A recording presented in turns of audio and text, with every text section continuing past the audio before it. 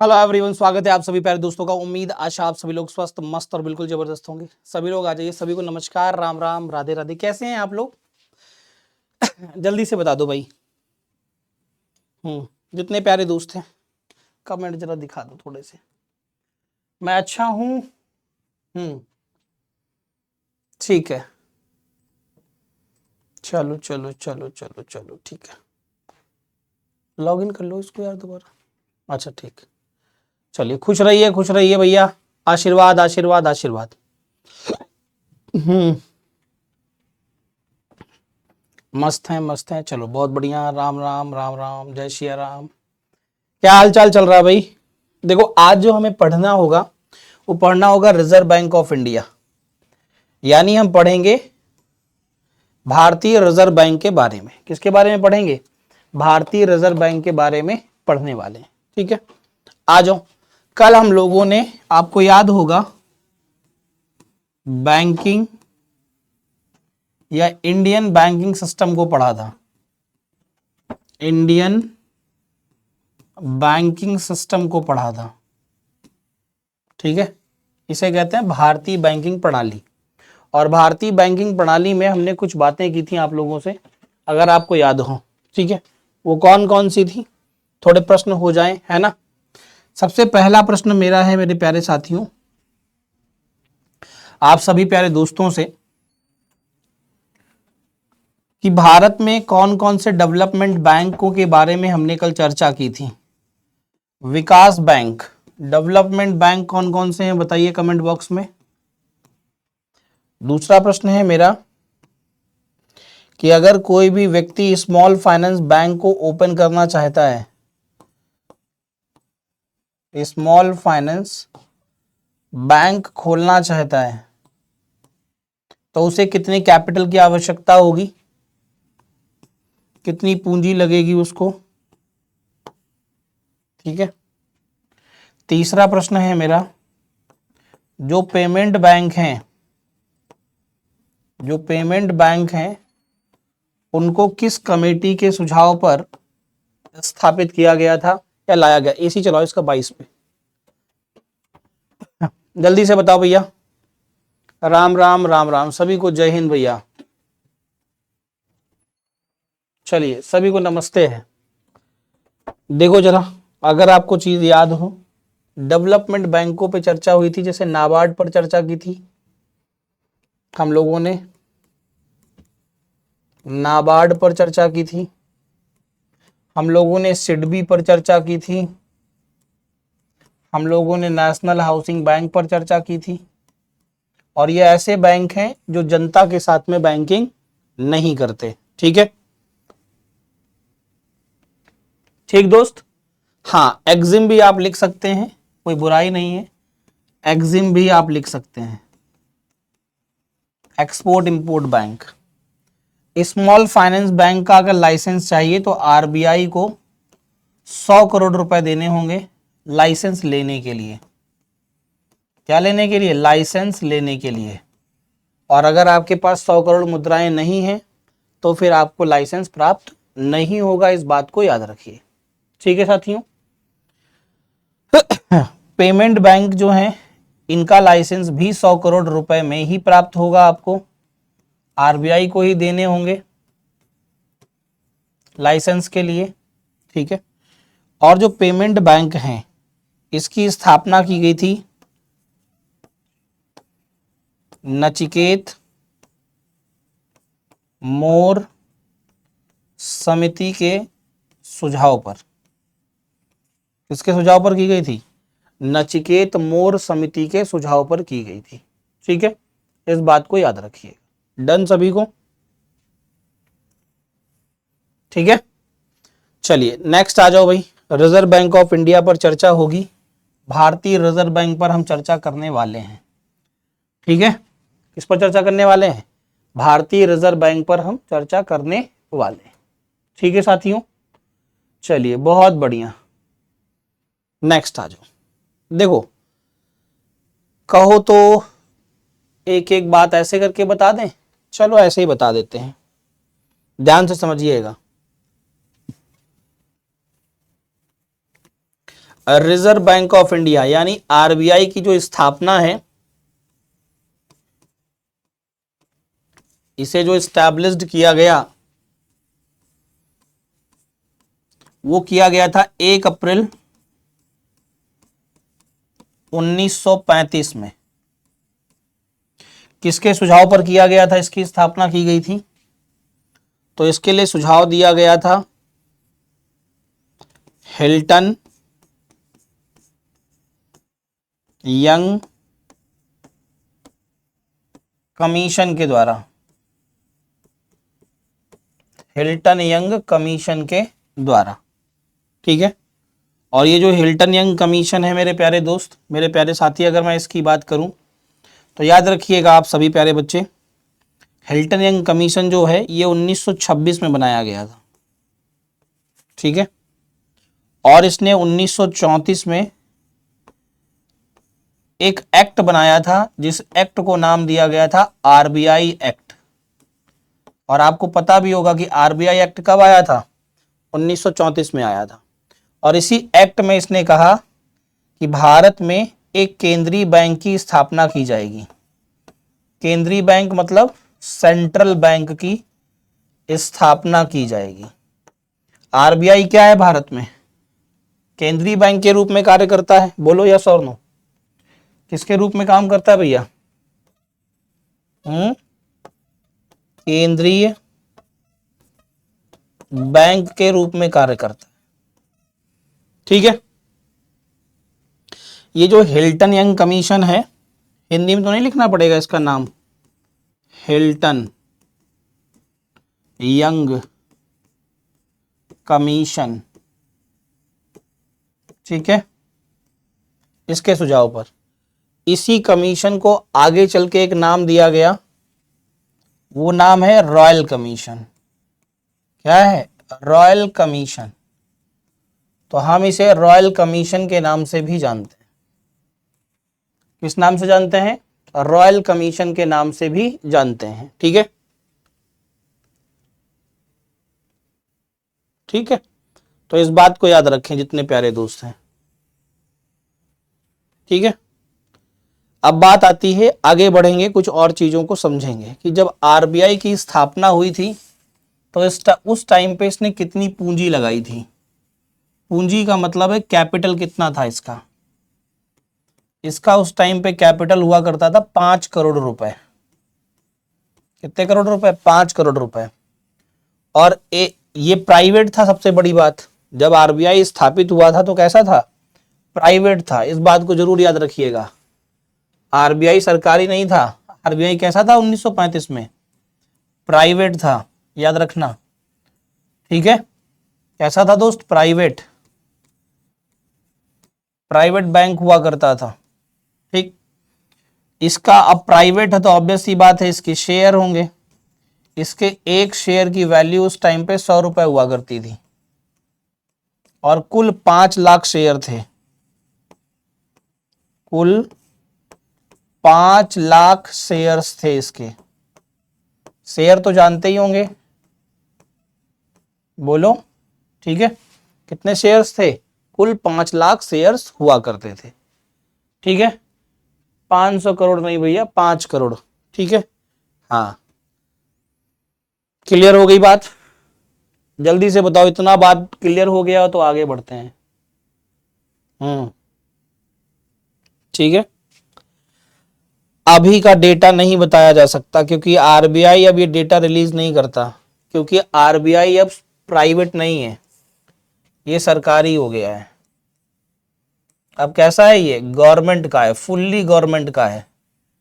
तो गवर्नमेंट कभी थोड़ी ना बताती है कि मेरे पास कितना पैसा है। माताजी पिताजी कभी बताते हैं कि मेरे पास कितना पैसा है? नहीं बताते ना। लेकिन छोटा भाई, बड़ा भाई, छोटी बहन, बड़ी बहन, मामा का लड़का, ये सब बता देते हैं मेरे खाते में 20,000 रुपया है। क्यों अभिषेक जी? ठीक है, ठीक ना?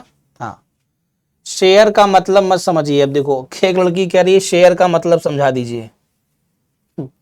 शेयर का मतलब होता है बेसिकली जितना भी पैसा था वो शेयर्स के फॉर्म में था। कुछ लोग थे अलग अलग प्राइवेट का मतलब क्या है, निजीकरण है। और निजीकरण का मतलब क्या है, ये जब बैंक आया था तो ये बैंक किसी एक व्यक्ति ने स्थापित नहीं किया था। आरबीआई इसको स्थापित करने के लिए उस टाइम पे जो बैंक हुआ करते थे उन अलग अलग बैंकों ने अपना अलग अलग पैसा दिया था। ठीक है, हाँ। अब बात आती है कि सर आरबीआई जो है ये प्राइवेट था, सर सरकारी हो गया, तो गुरुजी सरकारी कब हुआ?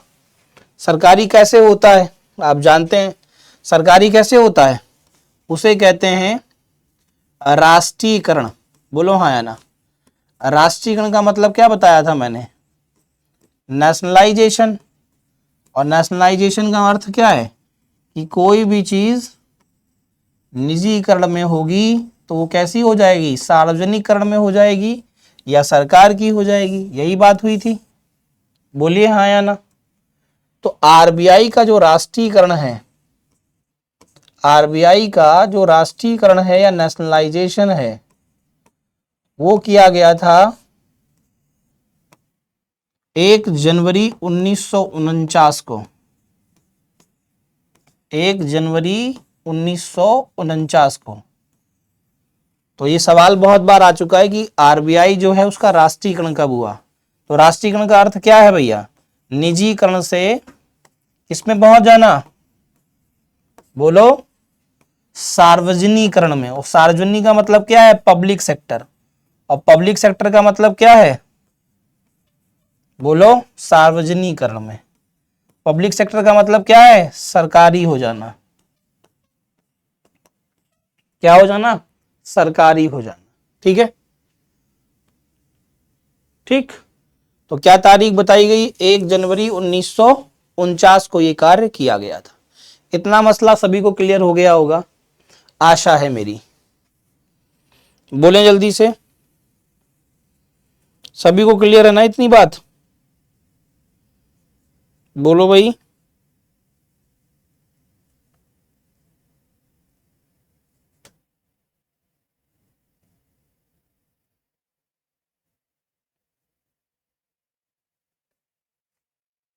चलें। अब बात आती है कि सर आरबीआई जो है, एक और बात बता दीजिए सर, आरबीआई जो है उसकी स्थापना जब 1935 में की गई थी तो कहां की गई थी उस टाइम पर? देखो इसकी स्थापना जो की गई थी, तो इस्टेब्लिश्ड हुआ था, इस्टेब्लिशमेंट तो कलकत्ता में हुआ है। कहां हुआ था? कलकत्ता।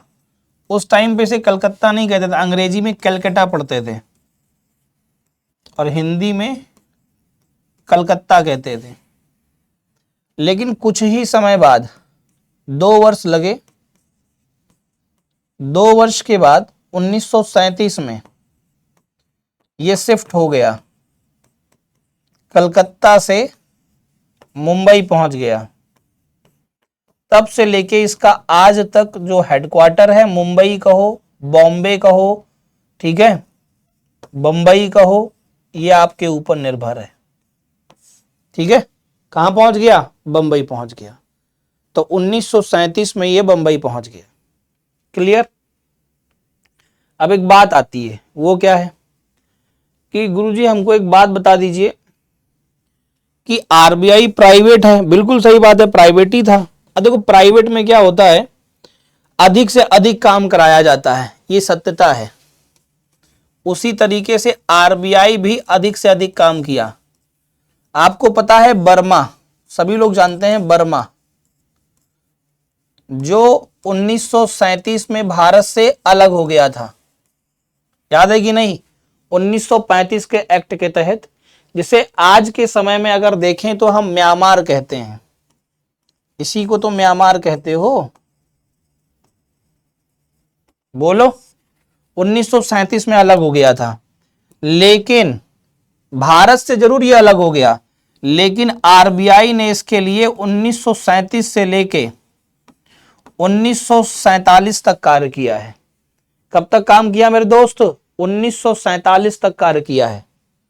अप्रैल 1947 तक आरबीआई ने कार्य किया, किसके लिए? म्यांमार, बर्मा के लिए। ठीक, ये प्राइवेटाइजेशन का एक जीता जागता आप सबूत देख सकते हैं कि यहां आपको कार्य करना ही होगा। अरे ये तो बहुत छोटी चीज है। आरबीआई ने, आप सभी को पता है कि हम 15 अगस्त 1947 को आजाद हो गए थे, ये तो सभी को पता है।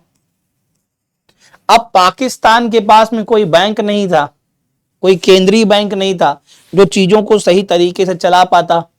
तो अब पाकिस्तान करता क्या? तो पाकिस्तान ने मेरे प्यारे दोस्त क्या किया, 1947 से लेकर जून 1948 तक आरबीआई से निवेदन किया कि आप हमारे लिए केंद्रीय बैंक के रूप में कार्य करिए। तो आरबीआई ने, आप सोचिए, पाकिस्तान के लिए भी कार्य किया है। कब से कब तक? जल्दी से बताओ, कब से कब तक? बोलो जल्दी से। 1947 से लेकर के जून 1948 तक। किसी को कोई दुख तकलीफ तो नहीं है? जल्दी से बता दो।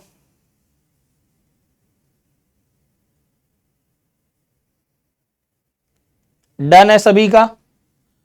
अगर इतना डन है तो एक बार यस करो, फिर आगे बढ़ा जाए भैया। सभी लोग थम्स अप दिखा दो, दिल बना दो। टेलीग्राम सर्च कर लोगे, मिल जाएगा। GKGS बाय राघवेंद्र सर के नाम से। ठीक है, चला जाए।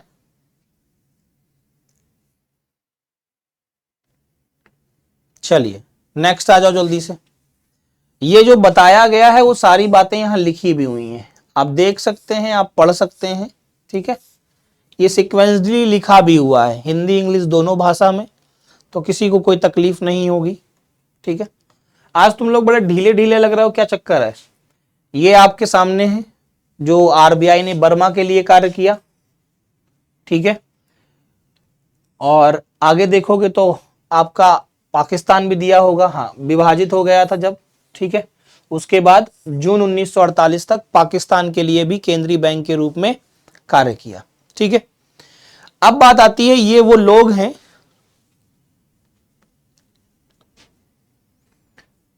कुमकुम जी, थोड़ा धैर्य बनाइए। ठीक है, अभी आपको कुछ बताया गया है कि आरबीआई का मुख्यालय कहां पर है, जल्दी से बताइए। ठीक है, जल्दी से बताइए। अभी थोड़ी देर पहले क्या बताया गया आपको कि आरबीआई का मुख्यालय कहां है? क्यों भाई? अब बताइए, आप लोग इतने खतरनाक लोग हैं, मतलब मैं कह रहा हूं बंबई है और लड़की कह रही है दिल्ली है। अब बताओ कैसे विश्वास करोगे? क्यों भाई? कुमकुम कुमारी, कैसे कहें बताओ? तो यही है कि दिल चीरना पड़ेगा अपना हमें, या फिर हम डांट देंगे तो अभी तुम फिर कहोगी लो डांट दिया हमको, ऐसे कह दिया। हम कह रहे हैं बंबई है हेडक्वार्टर, तुम कह रहे हो दिल्ली है हेडक्वार्टर। अब या तो तुम बिटिया अपना चला लो या तो हमारी बात मान लो। हमारी मानोगी तो एग्जाम में प्रश्न सही हो जाएगा, अपनी मानोगी तो गलत हो जाएगा, और अपने मन की करोगी तो सिलेक्शन नहीं होगा। ये भी सत्यता है। ठीक है, पैसा दिया है, ईमानदारी से पढ़ो। अब देखो यही सब समझने वाली बात है। स्थापित कहां हुआ था? तो कलकत्ता में हुआ था। वो बात को समझो ना, बात समझ ही नहीं रहे हो तुम लोग हैं। फिर क्या कहा कि 2 साल बाद कहां पहुंचा, 1935 में, 37 में कहां आ गया, बॉम्बे। सारी बातें बताई गई हैं। क्यों भाई? अब अपने मन का करना है तो भाई मन का कर लो, बाकी स्थिति देखो आप ही की है। ठीक है ना, हम ये नहीं कह रहे अपने मन की नहीं करो, आप अपने मन की कर सकते हो, आजाद हो, इसके लिए आजादी मिली है आपको। ठीक है बाबू लोग, ये वो लोग हैं जिन्होंने आरबीआई को बनाने में पैसा दिया था। यही वो लोग हैं, और ये सारे के सारे कौन हैं? पूंजीपति लोग हैं। पूंजीपति जानते हो ना, कैपिटलिस्ट लोग हैं जिनके पास बहुत पैसा है या बहुत पैसा था, पूंजीपति हैं सभी।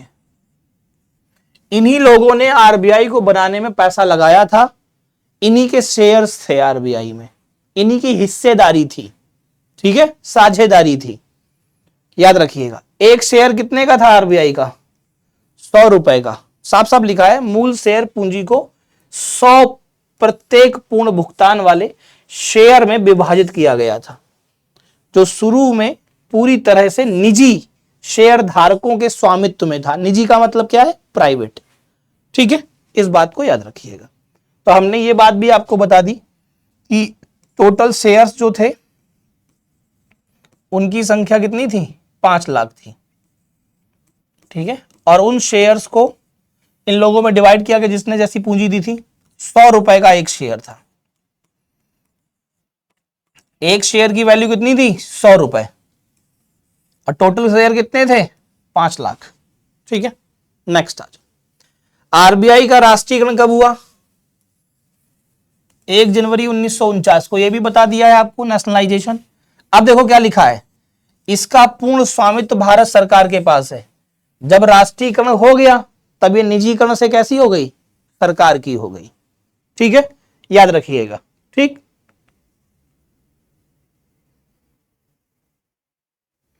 डन। जल्दी से बताओ। अब देखो ये जो पॉइंट है ना, ये पॉइंट आप लोगों से अलग से पूछा जा सकता है। ऐसे कह देगा आपसे, निम्नलिखित में से भारतीय रिजर्व बैंक का एकाधिकार क्षेत्र कौन सा है? एकाधिकार क्षेत्र का मतलब समझते हैं? जिसमें वो अकेला हो, स्वयं ही करता हो। ठीक है, तो आप बताओ, नोट भारत में कोई और जारी करता है? जो नोट है वो कोई जारी करता है क्या? दूसरा बैंक नोट जो होते हैं, जो नोट है कोई जारी करता है क्या आरबीआई के अलावा? आपने सुना हो कि भैया नोट जो है वो विजय माल्या ने जारी कर दिया, नोट जो है वो अंबानी ने जारी कर दिया, नोट जो है वो टाटा ने जारी कर दिया। ऐसा कभी सुना है? नहीं सुना। इसका मतलब इसकी मोनोपोली है, एकाधिकार है इसका। ठीक है, क्या जारी करने पर? जल्दी से बताओ। नोट जारी करने पर। कितने रुपए से कितने रुपए तक का करता है? वर्तमान में 2 रुपए से लेकर के 500 रुपए तक का नोट जारी करता है। ठीक है, इस बात को याद रखिएगा। अब आपके मन में एक प्रश्न तुरंत आ गया होगा, गुरुजी 1 रुपए का नोट कौन जारी करवाएगा? पहली चीज तो यह है कि 1 रुपए का नोट अब जारी नहीं होता है। पहली चीज, जो जारी किए गए थे वो बंद भी नहीं हुए, वो चल भी रहे हैं। लेकिन ये जारी करने का अधिकार भारत सरकार को है, गवर्नमेंट ऑफ इंडिया को है, यानी भारत सरकार। यही वो कारण है जिस वजह से 1 रुपए के नोट पर जो हस्ताक्षर होते हैं, जो साइन होते हैं, वो वित्त सचिव के होते हैं। फाइनेंस सेक्रेटरी बोलते हैं हम लोग, वित्त सचिव के होते हैं। ठीक है, जबकि 2 रुपए से लेके 500 रुपए के नोट पर जो साइन होते हैं वो गवर्नर के होते हैं, गवर्नर ऑफ आरबीआई के होते हैं। किसके होते हैं? गवर्नर ऑफ आरबीआई के होते हैं। ठीक है, जल्दी से बताओ, फटाफट से बोलो भाई। डन हो गया सभी का इतना पॉइंट?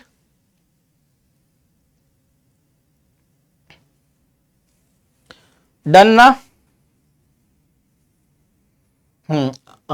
अभी आएंगे, सिक्के पर भी आएंगे, परेशान नहीं हो।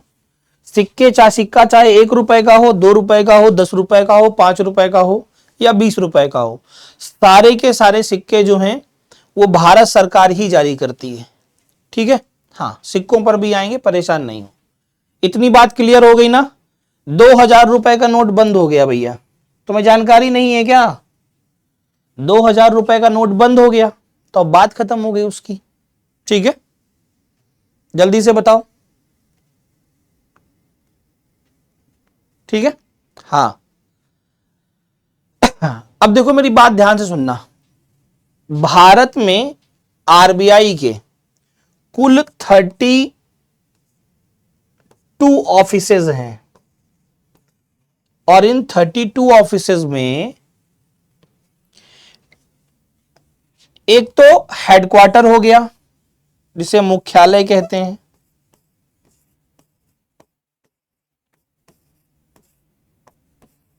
ठीक है। फिर आते हैं लोकल बोर्ड, हिंदी में कहते हैं स्थानीय बोर्ड। ये 4 हैं, दिल्ली, मुंबई,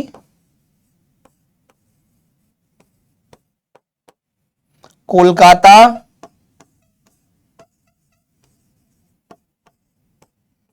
और चेन्नई। ठीक, इसके अलावा 28 जो हैं रीजनल ऑफिसेज हैं, ठीक है, और 4 सब रीजनल ऑफिस। रीजनल ऑफिस कैसे सर? रीजनल का मतलब होता है क्षेत्रीय कार्यालय। अब पूरे देश में एक ही जगह से तो कार्य हो नहीं सकता है आरबीआई का, बोलो, तो क्षेत्रीय कार्यालय हैं। और 4 हैं उप क्षेत्रीय कार्यालय। पटना में भी अपने हैं, है या नहीं है? अगर आपने देखा हो कभी, ठीक है ना, तो पूरे देश में आरबीआई के ऑफिसेस फैले हुए हैं, इस बात को याद रखिएगा। भोपाल हो, लखनऊ हो, कानपुर हो, ठीक है, नागपुर हो, पटना हो, ठीक है, बहुत सारे जगह हैं, छत्तीसगढ़ में, हैदराबाद में, बहुत जगह हैं, अहमदाबाद में भी है, ठीक है। तो इस बात को याद रखिए, तिरुवनंतपुरम में भी है, कोच्चि में भी है, बहुत सारे जगह पर है। तो कुल मिला के ये आपको याद रखने हैं कि मुख्यालय मुंबई में है, 4 उसके स्थानीय बोर्ड हैं, दिल्ली, मुंबई, कलकत्ता और चेन्नई। इसके अलावा 32 ऑफिस हैं, जिसमें 28 आपके क्षेत्रीय कार्यालय हैं, ठीक है, और 4 आपके उप क्षेत्रीय कार्यालय हैं। अब अभी एक लेटेस्ट बनाया गया है, नया, वो आपसे पूछा भी जा सकता है। वो बनाया गया है नागालैंड की राजधानी कोहिमा में। अब ये प्रश्न पूछ सकता है कि अभी हाल ही में आरबीआई ने अपना क्षेत्रीय कार्यालय कहां बनाया, तो पूछ सकता है कोहिमा में। कहां पे? कोहिमा राजधानी है नागालैंड की, यहां बनाया गया। ठीक है, हो गया सभी का। चलिए, अब एक और प्रश्न होता है कि गुरुजी ये बताइए, आरबीआई में जो बोर्ड ऑफ मेंबर होते हैं वो कितने होते हैं?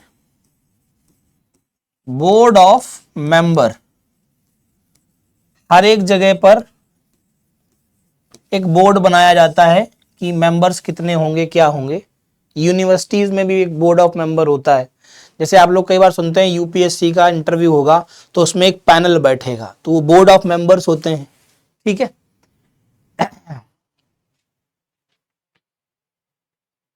ऐसा क्यों? मतलब क्या ऐसा क्यों? क्या जानना चाहते हो, ऐसा क्यों बताइए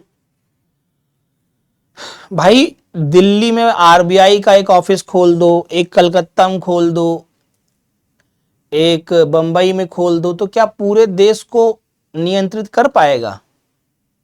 नहीं कर पाएगा भाई। रेलवे है, रेलवे के 17 जोन क्यों बनाए गए? कोई कारण होगा ना, है? क्या कारण है? चीजों को सही तरीके से नियंत्रित किया जा सके, है ना। ऐसा थोड़ी ना है कि जब मन आए भैया तब अपने हिसाब से कर लो, है ना। तो इस बात को याद रखिए, तो एकदम लॉजिक साफ सा है। अरे सिंपल सी बात है, मैं अभी आपसे ये कहूं कि आपके पास में आप अभी भिखारी थे, लेकिन अब आपके पास में 500 करोड़ रुपए की प्रॉपर्टी आ गई, तो उस 500 करोड़ रुपए की प्रॉपर्टी को आप मैनेज कर लेंगे।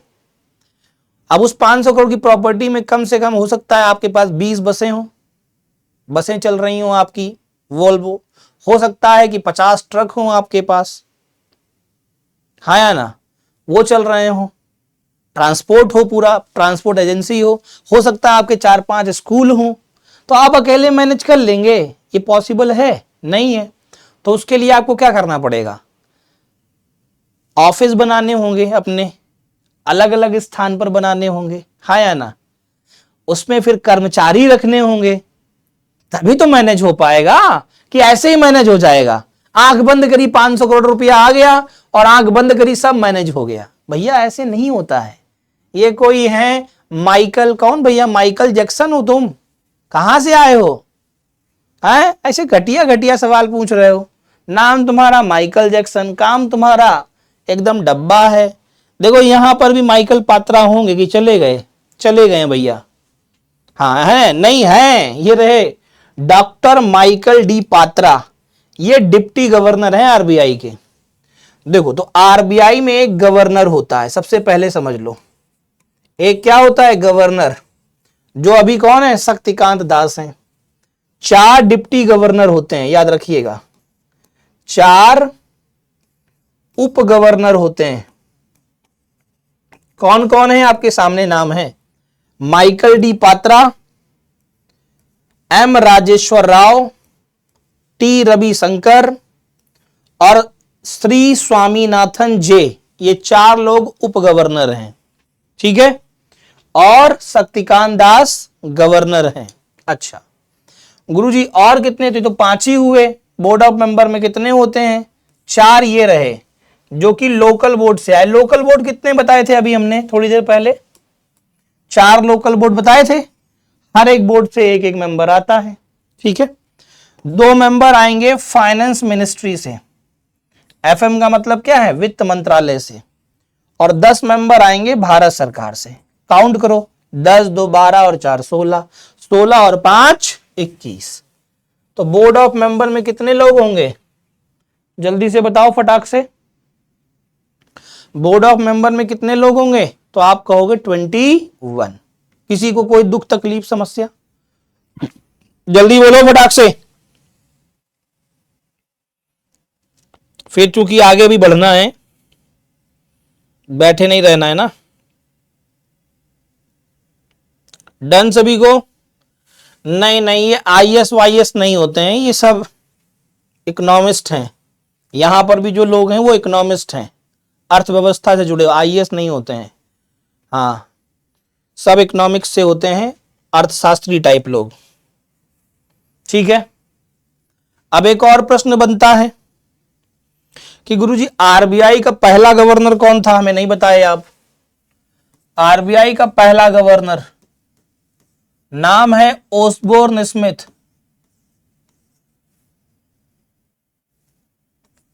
ओसबोर्न स्मिथ, अरे भाई, ठीक है। दूसरा गवर्नर कौन था आरबीआई का? James Taylor. James Taylor. तीसरा गवर्नर कौन था आरबीआई का?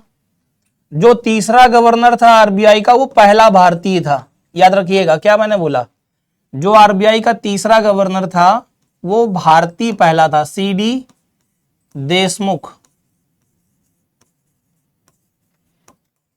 ये पहले भारतीय गवर्नर थे, याद रखिएगा, पहले भारतीय गवर्नर, ठीक है। जल्दी से बताओ।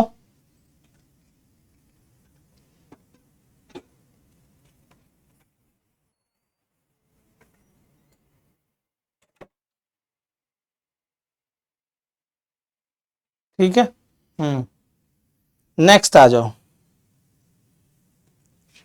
अधूरी बात लिखते हो और बाद में अपनी कलाकारी बता रहे हो हैं, मेरा मतलब ये था, ऐसा नहीं किया करो। हम तुमसे कह दें आरबीआई का गवर्नर और खत्म हो जाए, फिर कहें चलो आगे आ जाओ, फिर क्या कहोगे? अधूरी बात नहीं बताया करो और ये सब लिखा नहीं करो। मेरी बात को सुनो, सब खत्म हो जाएगा। दिमाग में जितना भी होगा, पेपर में जितना आएगा वो मेरे नोट से आएगा, कॉपी के ऊपर लिख लो, ठीक है। टेंशन नहीं लिया करो, 20 बार बताया है, ये सब बातें नहीं किया करो, ठीक है। और ज्यादा क्यों वाले सवाल तुम्हारे एग्जाम में नहीं आएंगे। तुम फेल क्यों हो गए, एग्जामिनर नहीं पूछेगा। तुम पास क्यों हुए, एग्जामिनर नहीं पूछेगा। एग्जामिनर कहे काला सही किया है कि नहीं, दैट्स इट, ठीक है। तो कोशिश करो कुछ चीजों पर, ठीक है, याद करने की भी। देखो ये आरबीआई के कार्य हैं, क्या हैं? These are the function of RBI. ये सारे फंक्शन है। जैसे पहला कह रहा है कि मौद्रिक नीति को फॉर्मुलेट करना। मौद्रिक नीति को क्या करना भैया? फॉर्मुलेट करना, मतलब बनाना। अब मौद्रिक नीति कौन बनाएगा? जल्दी से बताओ बाबू। आरबीआई बनाएगा। कौन बनाएगा दोस्त? आरबीआई बनाएगा। करेंसी इशू करना मतलब मुद्रा जारी करना, अभी थोड़ी देर पहले बताया था। कौन जारी करेगा मुद्रा? आरबीआई जारी करेगा। बोलो हाँ या ना। ठीक है। अच्छा, to manage foreign exchange reserve, अरे बाप रे बाप, विदेशी मुद्रा भंडार को कौन मैनेज करेगा? विदेशी मुद्रा भंडार को क्या करना है भैया? मैनेज करना कह लो, या कह लो संतुलित करना। ठीक है, कौन करेगा? आरबीआई। ठीक है। बैंकों का क्या है? बैंकर है। बैंकों का बैंकर है। सर इसका मतलब क्या होता है? इसका मतलब है कि बैंकों को दिन में, रात में, सुबह शाम जब भी किसी भी चीज की आवश्यकता होगी, ठीक है, वो मेरे प्यारे दोस्त आरबीआई करके देगा।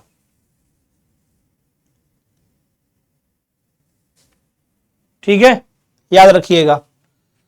अगला क्या है मेरे दोस्त? Banker to the government.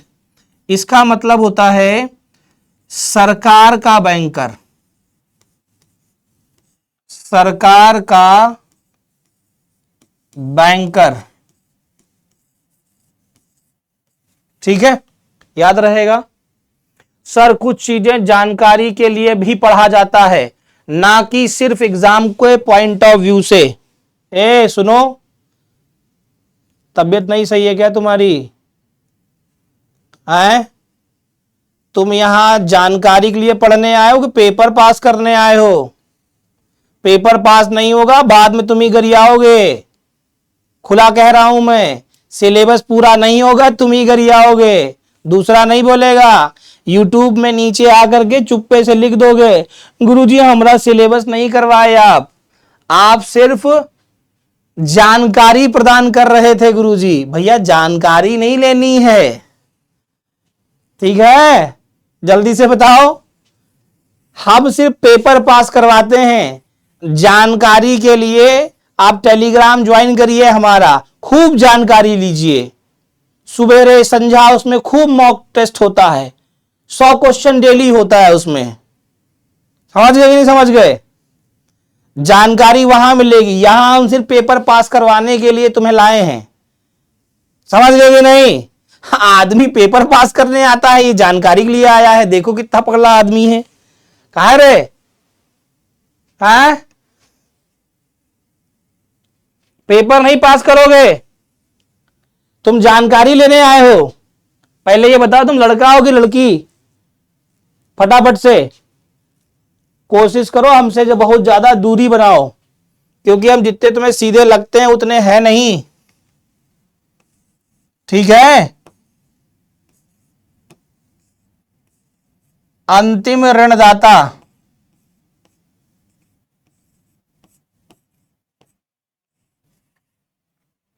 ये लोलर है। ये कौन है? लोलर कहोगे? अरे यार ऐसे कैसे बता दिए? लोलर, लोलर LOLR, लोलर लड़का है। हाँ, शैतानी नहीं करना अगली बार। ठीक है। हाँ, जानकारी के लिए दूसरा स्थान है भैया। ठीक है, यहां सिर्फ पेपर पास करने का जुगाड़ है। ठीक है ना, जानकारी के लिए स्थान अलग है, बस ऐसे समझो। लोलर, लोलर का मतलब क्या है गुरुजी? अंतिम ऋणदाता क्या होता है? समझो बात को। जितने लड़का और लड़की पटना में रह रहे हैं, भागलपुर में रह रहे हैं, दरभंगा में रह रहे हैं, मतलब अपने घर से दूर रह रहे हैं, उन सब को हर महीने लोलर की आवश्यकता होती है। कहोगे ये क्या मजाक है गुरुजी? समझो बात को। जैसे मान लो थोड़ी देर के लिए हमारे क्या हैं, अभिषेक भैया हैं। अभिषेक भैया पटना में रह के पढ़ रहे हैं, पापा पैसा भेजे 1 तारीख को 10,000 रुपया खर्चे के लिए। अब ये डेरा किराया दे दिए, सामान अपना राशन भर लिए, और आने जाने का पैसा बचा लिए, कलम और रजिस्टर के लिए, कॉपी किताब के लिए। लेकिन इनके पापा ने पैसा दे दिया था 21 जनवरी को, हर एक तारीख को दे देते हैं। पापा गए बेटा अब अगला पैसा जो है वो 1 फरवरी को मिलेगा। तो कहे ठीक है पापा, ठीक है, क्लियर ना बात।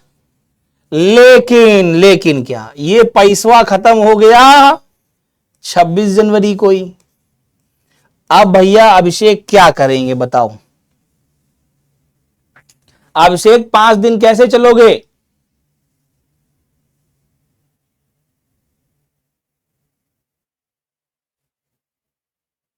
ठीक है ना, जल्दी से बताओ।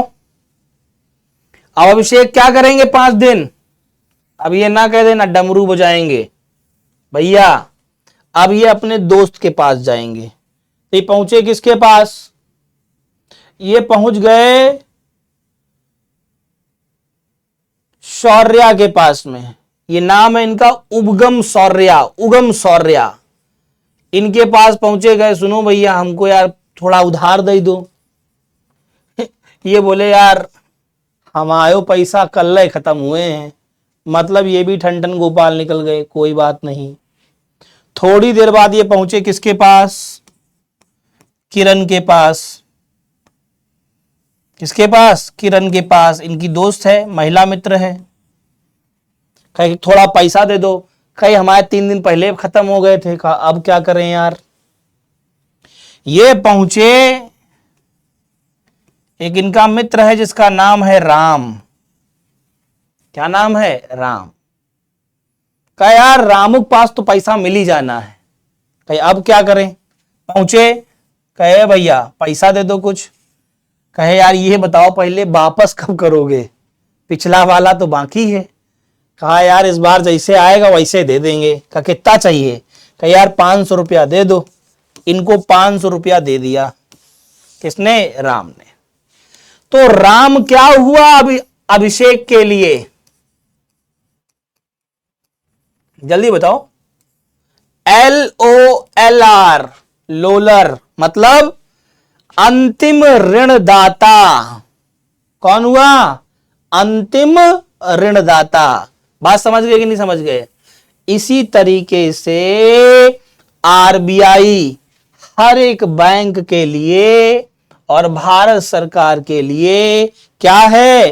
अंतिम ऋणदाता। ठीक है, ठीक है।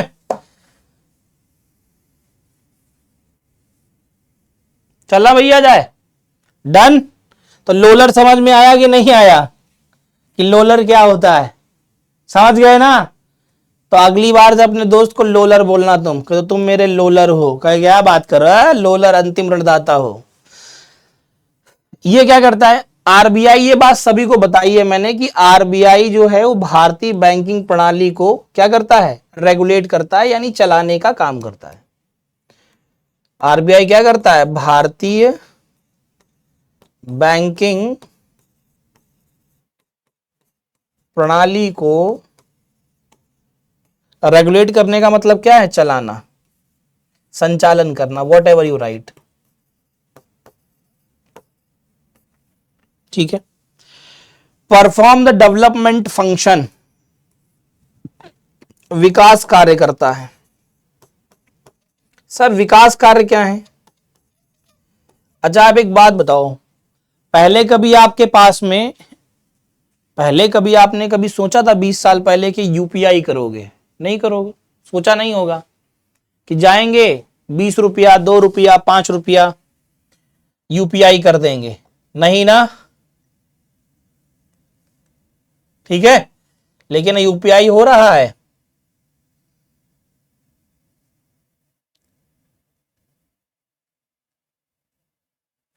ठीक है ना, क्लियर? जल्दी से बताओ भैया, चलें आगे। कोई दुख दर्द समस्या किसी को कि हमें समझ नहीं आया, इनमें कुछ ऐसी चीज हो? एकदम आसान भाषा में है। ठीक है, अब देखो भारत में जो नोट जारी होते हैं उसके लिए आरबीआई ने अपनी प्रिंटिंग प्रेस बनाई हुई है। क्या बनाई हुई है? प्रिंटिंग प्रेस, जहां नोट प्रिंट होते हैं। प्रिंटिंग प्रेस है आरबीआई की, और इनकी कुल संख्या 4 है। कितनी है? कुल 4 संख्या है। देवास, नासिक, मैसूर और सालबोनी, ये वो 4 जगह हैं जहां पर आरबीआई के नोट प्रिंट होते हैं। ठीक है, अब बात आती है कि सर हमको एक बात बताइए, सिक्कों के लिए क्या सुविधा है? सिक्कों के लिए मिंट्स होते हैं। मिंट्स क्या होते हैं सर? इन्हें हिंदी में टकसाल कहते हैं। टकसाल, ये भी अभी वर्तमान में 4 ही हैं। कितनी है वर्तमान में भैया? 4 ही हैं। कहां कहां है? मन में तुरंत आ रहा होगा, जल्दी से बोलो। मिंट पता है कि नहीं पता आप लोगों को? क्यों भाई, मिंट्स पता है कि नहीं? जल्दी बताओ। देखो, मिंट जो है वो नोएडा में है,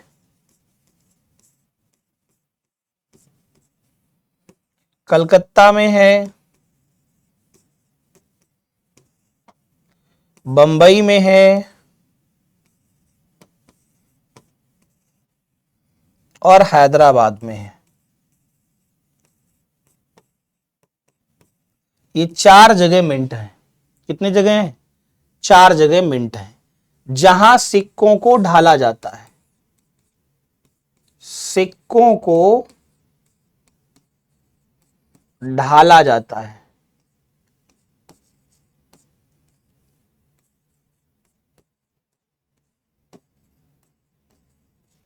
ठीक है, अच्छा एक और चीज, 1 रुपए के सिक्का हो या 1 रुपए का नोट, दोनों भारत सरकार जारी करती है। अच्छा, ये बात कोई पूछ रहा था कि क्यों, ऐसा क्यों है? 1 रुपए का क्या, जितने भी सिक्के हैं वो सारे के सारे भारत सरकार जारी करती है। 1 रुपए का नोट भारत सरकार क्यों जारी करती थी, क्या कारण था ऐसा? देखो, अगर तुम्हारे मन में आए से बताना तो मुझे नहीं चाहिए, लेकिन मैं तुम्हें बता दे रहा हूं। ठीक है, कारण सिर्फ ये है कि 1 रुपए का जो नोट है ना, उसकी जो प्रिंटिंग कॉस्ट है वो 1 रुपए 39 पैसे के आसपास है। और घाटे का सौदा सरकार तो कर सकती है, लेकिन आरबीआई जैसे संस्थान नहीं कर सकते। इसीलिए आपने देखा होगा 1 रुपए का जो नोट है वर्तमान में अब आपको नया मिलेगा भी नहीं। शायद आपने देखा हो, बहुत लंबे समय पहले देखा होगा, वर्तमान में स्थितियां ऐसी नहीं है। ठीक है, अच्छा सर एक और बात थी, ये तो सब बता ही दिया है मैंने आप लोगों को शायद। ठीक है, अच्छा ये पॉइंट एक और बता देता हूं कि आरबीआई कितने रुपए तक का नोट प्रिंट कर सकता है। आरबीआई वर्तमान में मैक्सिमम 10,000 रुपए तक का नोट प्रिंट कर सकता है। कितने का दोस्त? 10,000 तक का नोट प्रिंट कर सकता है वर्तमान में, इस बात को याद रखिएगा, मैक्सिमम वैल्यू। और ये एज पर आरबीआई एक्ट 1934 होगा। किसके तहत होगा? आरबीआई एक्ट 1934 होगा। ठीक है, याद रखिएगा। बड़े नोट कब छापे जाते हैं, आपको कारण पता है? जब मार्केट में इन्फ्लेशन ज्यादा होता है, ऐसी स्थिति में बड़े नोट प्रिंट किए जाते हैं, इस बात को याद रखिएगा। छोटे नोट प्रिंट कम होते हैं। ठीक, हाँ, आरबीआई एक्ट है 1934 की बात नहीं है। ठीक है, हाँ, आरबीआई एक्ट 1934 है जिसके तहत ये नोट प्रिंट होते हैं भारत में। ठीक, अब देख लो भैया, ये एक एक्ट है जिसे कहते हैं सिक्काकरण अधिनियम 1906। हालांकि इसमें संशोधन हो गया है और इसमें साफ साफ एक बात कही गई है कि सिक्कों को ढालने का काम सरकार करेगी, उत्पादित करने का, जबकि वितरण करने का या सप्लाई करने का काम या डिस्ट्रीब्यूट करने का काम आरबीआई करेगा। तो कई बार क्वेश्चन पूछेगा आपसे, which of the following is a distributor of coin in India? Bharat में सिक्कों को डिस्ट्रीब्यूट करना या वितरण करने का कार्य किसका है? तो आरबीआई का। इन्फ्लेशन का मतलब होता है महंगाई बेटे, देसी भाषा में। महंगाई जब ज्यादा होती है तब बड़े नोट छापे जाते हैं। महंगाई का एक दूसरा शब्द है मुद्रास्फीति, अगर कभी सुना हो आपने। ठीक है, महंगाई आसान शब्द था तो आसान शब्द हमने इस्तेमाल किया है। महंगाई जब बढ़ती है, और दूसरा शब्द होता है अर्थव्यवस्था में मुद्रास्फीति। ठीक है, हाँ, इन्फ्लेशन जब बढ़ेगा तब ऐसे सिनेरियो बनेंगे। भारत में 1000 रुपए तक का सिक्का भी ढाला जा सकता है, यह भी याद रखिएगा। भारत में 1000 रुपए तक का सिक्का भी ढाला जा सकता है, इस बात को याद रखिएगा। ये एज पर रिक्वायरमेंट होते हैं। 1 रुपए और उससे ऊपर के जो सिक्के हैं, ठीक है, उन सभी को रुपए सिक्के के नाम से या रुपए क्वाइन के नाम से जाना जाता है।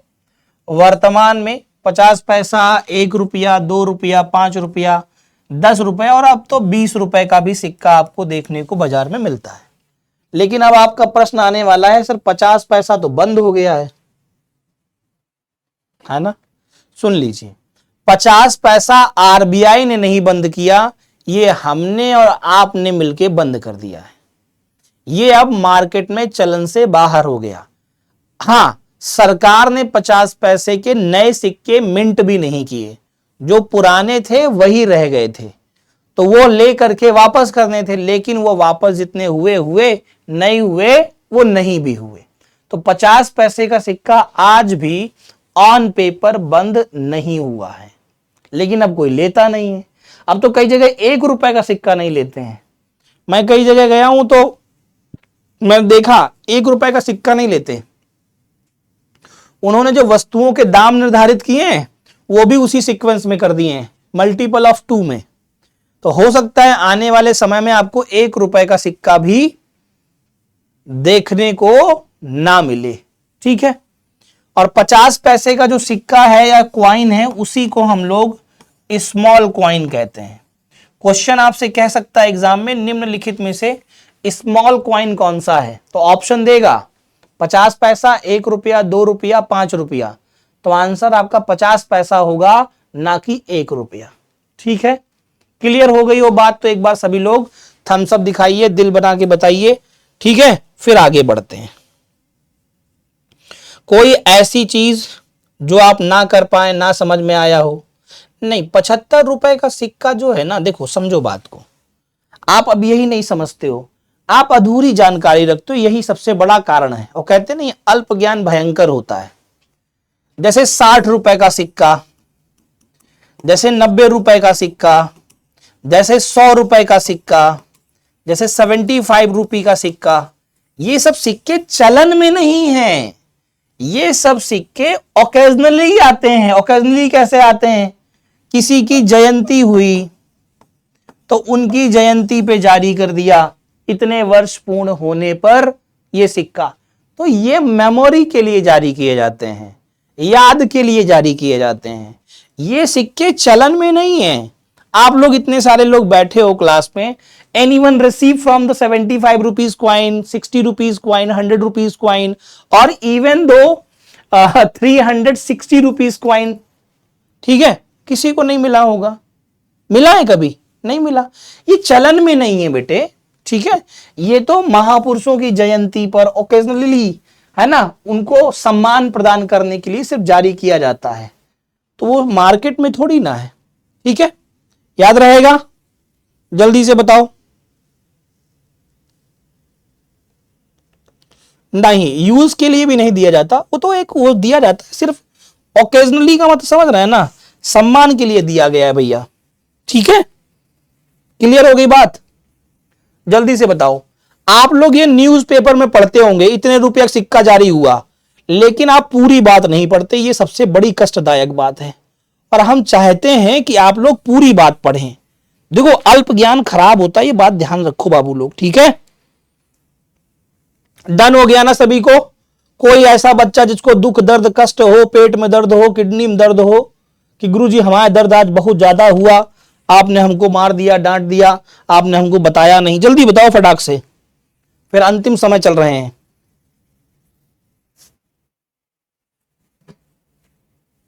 डन? चलो फिर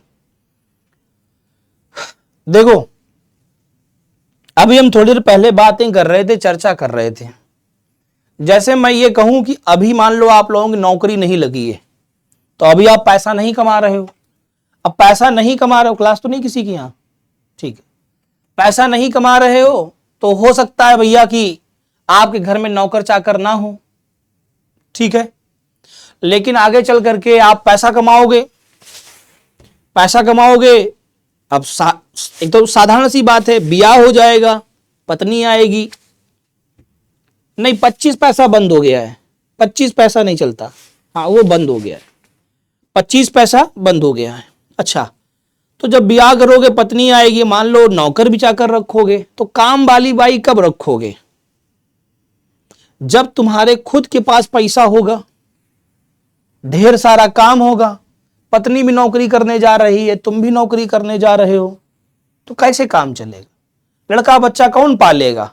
तो याद रखिएगा, उन सबके कार्य के लिए होती है सब्सिडरीज, सहायक कंपनियां।